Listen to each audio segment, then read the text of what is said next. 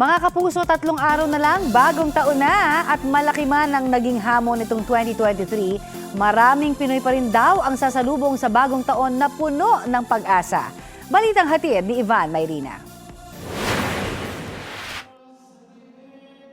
96% daw ng mga Pilipino haharap sa bagong taon na may pag-asa. Huling pumalo yan sa ganyang kataason pang 2019 bago magkapandemya. Siyempre may pag-asa. Bakit po? Kasi bagong taon yun, kailangan laging positive.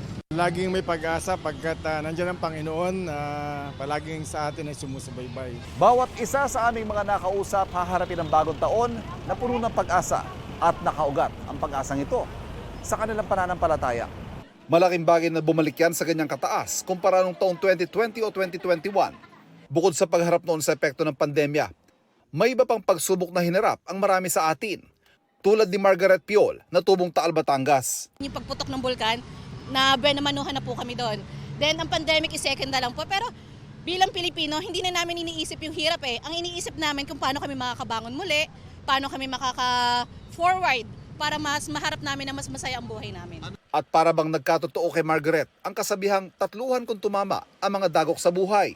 Taong 2021, naghiwalay naman sila ng kanyang asawa. Pero kahit daw noon, kung tinanong ko siya kung haharap siya sa bagong taon na may pag-asa, malinaw na oo raw ang isasagot niya. Hindi ko po kasi siya iniisip na negative eh. Iniisip ko lang na lahat ng bagay may dahilan kung ba't nangyayari.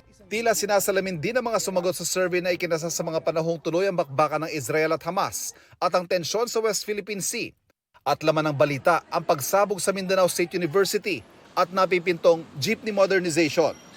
Patunay na buhay ang pag-asa ng bawat Pilipino na ang bagong taon ay pagkakataong mapabuti ang buhay, lalo kung lalakipin ng sipag at panalangin.